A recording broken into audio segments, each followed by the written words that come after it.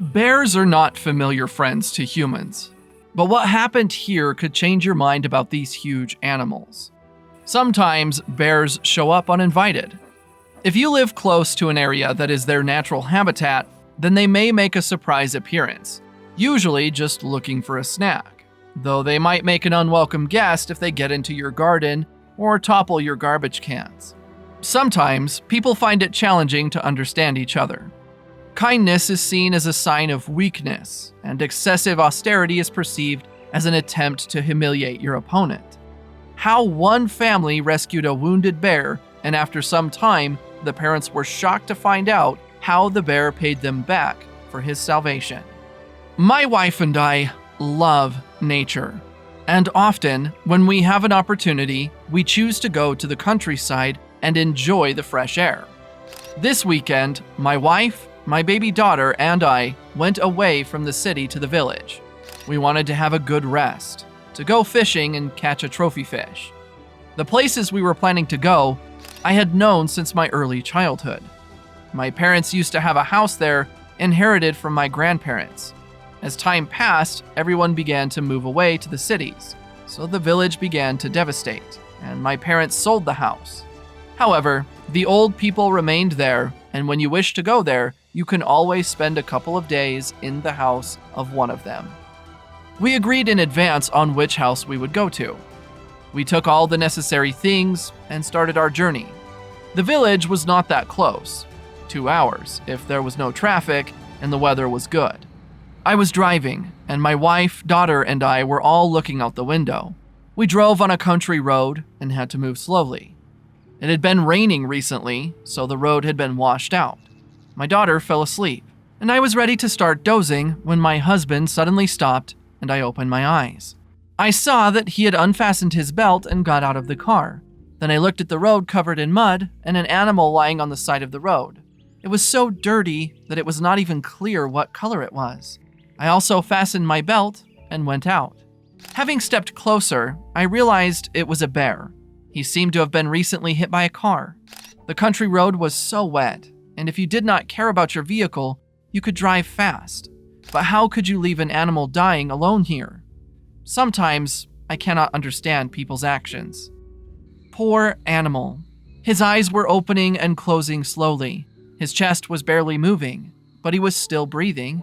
However, his state was deplorable. My husband and I didn't know what to do and kept standing and looking at the animal. At that moment, the car door opened and our daughter was crying. She stepped out of the car, sat next to the bear, and started patting his head. "We can hardly do anything here," Igor told his wife. Then our daughter looked at him. It was the first time in our life when we saw her with such a serious adult look. She said she wouldn't leave the bear here and was certainly not joking. The nearest town was quite far away. We decided to take him to our village and hoped that someone would be able to help him there. I took a blanket out of the car and my husband carefully laid the animal on it, wrapped him up, brought him to the car, and put him in the back seat. My daughter then smiled when she said that the poor animal could have hope for life. Once again, Igor was amazed by the reaction of his little girl and how the poor animal's suffering felt. Bear's head was behind her, and we set off. If we were able to help the bear, then we would not lose precious time. We drove along the dirty road as fast as the road allowed us. Our daughter was very excited, as we never see our little girl act like that. The bear to wait a bit as good people would help him soon. But the bear was just lying there and staring into nothingness. It was evident that the animal was very sick. Once he even vomited on the floor of the car. When we finally reached the village, we stopped at the first house where we saw people. The light was on and the stove was burning in the house. My husband ran out of the car and knocked on the gate. After some time, we heard the door opening and an old man came out of the house. He quickly realized what was happening. He was standing and thinking, scratching his head, and then told us to go to the herbalist, an old woman. She was the only one who could somehow help this situation. She lived on the outskirts of the village. When we arrived at her house, she was sitting on a bench and sorting out some bundles of herbs. "Please, can you help us? We were sent to you because the people said that only you could help." I showed her the poor animal, and the woman looked at him and said, "Bring him to me."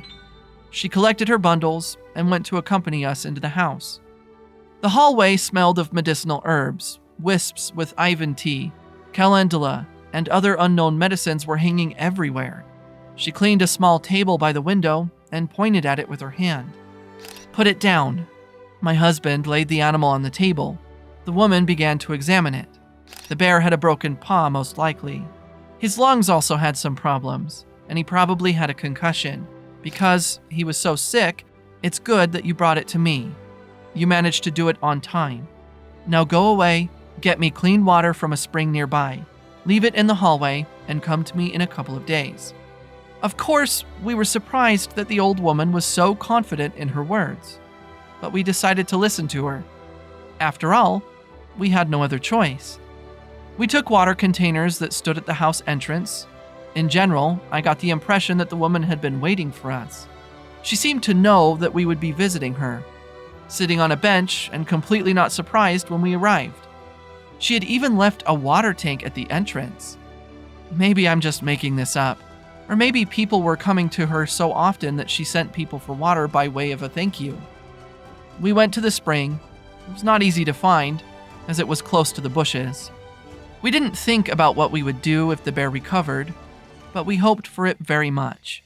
We took water, left it where the old woman said, and drove off to settle in our house. The whole night, we couldn't rest. We were sitting on the veranda, wondering how the bear was doing and if everything was fine with him. 2 days passed. In the morning at 5, our daughter woke us up. We explained to her that it was too early to go. She got upset and went to sit outside for a couple of hours. After having breakfast, we went to the herbalist old woman. We arrived at her house and knocked, but she didn't come out. We waited a bit, knocked again, and then decided to come in on our own. The woman was sitting inside and drinking tea. Our bear was lying in a wooden box at the stove. "You came just on time. Come in. We'll drink tea. I need to tell you something." We agreed and sat at the table, and my daughter went to the box near the stove. The clean bear was lying in the box. His legs and stomach were bandaged. In general, he was looking much better, but it was clear that he was still fragile. Having seen the girl, the bear slightly waved his face slowly. She went up to the bear, greeted him, and sat next to him, gently patting his head. "Your bear will undoubtedly get better," the old woman said.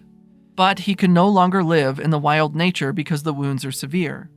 The bear will be recovering for a long time and won't be able to be a good hunter anymore. You have to decide what to do with it. And by the way, it wasn't a coincidence that the animal was in your way." Igor told the woman that my family and this bear were somehow connected. Immediately, it seemed to me not that strange, but there was a feeling that she could predict some things. "Okay, take the bear and leave. I have many things to do," the woman said, pretending to be very busy. Here, I collected some herbs in a bag and wrote on a piece of paper. "When you need to give them to the animal, be careful and don't mix it up." I took the bag and gave her a bit of money in return. I felt like I needed to give her something.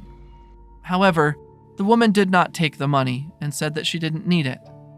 "You better bring me water from the spring when you are in our village again. Stop by and tell me how the bear is doing, if everything is okay with him." Then we left. The bear turned out to be quite an old friend. When we went home, he endured the road well, and we began to take care of him. Our daughter went to kindergarten. As soon as she left school, she ran home to her new friend. She started to call him Scylla, and he learned to walk on a harness, but sometimes showed aggression. After 1 year, we decided to let him back into the wild, as his nature required. However, Scylla didn't stop to visit us. After 5 years, Maria gave birth to our second child. Andrew was 1 year, and Scylla didn't show for a while. We thought that he now had his own family too. On this sunny day, something amazing happened to our children. We were busy unpacking when I noticed out of the corner of my eye, an old friend came to play with our kids, and this time didn't come alone, but with cubs. Suddenly, we heard some cries, and my daughter asked for help. We thought that the deserter happened there. Our daughter was on the ground. I ran out to them, shouting at the bear so that he would let her go. However, when I ran closer, I saw that everything was fine with baby Andrew and his sister in the backyard. She sat and looked at the bear with surprise. The bear was holding a snake in his paws.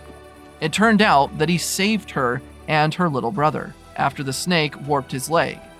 What a brave bear who sacrifices his life to save our babies. When I understood everything, I remembered the words of the herbalist woman in which my daughter and her brother were connected with the bear. We saved him, and he saved our baby, and left his cubs with us, this time forever. They can develop a bond, especially if raised from a cub, but they will always be wild animals and unpredictable. That's why these friendships very often do not end well.